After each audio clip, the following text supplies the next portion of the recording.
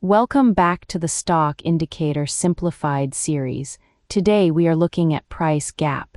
A price gap answers a simple question: did the stock open far away from where it closed yesterday? Imagine yesterday's close as the last step on a staircase.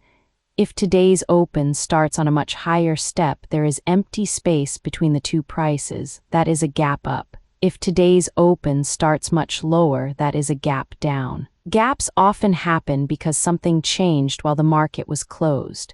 It could be earnings, company news, analyst updates, market headlines, or a big shift in sentiment before the opening bell. The indicator compares today's opening price with the previous close. Then it asks, is the distance large enough to matter? For example, if a stock closed at $100 yesterday and opens today at $105, that is about a 5% gap up. If it opens at $96, that is about a 4% gap down.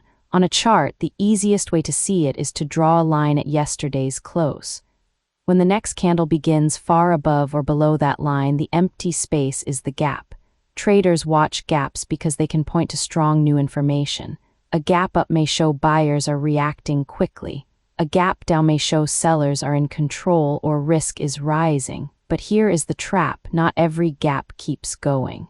Some gaps continue in the same direction. Other gaps fade, meaning price moves back toward yesterday's close. That is why a gap is not a trade by itself. It is a reason to investigate, check the news, check volume, look at the larger trend, watch whether price holds the gap after the open, and notice nearby support or resistance. In Signal Alert, add price gap, choose gap up or gap down, set the percent threshold, and create the alert for the stocks you want to watch. The goal is simple: let Signal Alert catch unusual openings so you can focus on deciding whether the move actually matters. Visit Signal Alert, EO, and build your next market alert in minutes.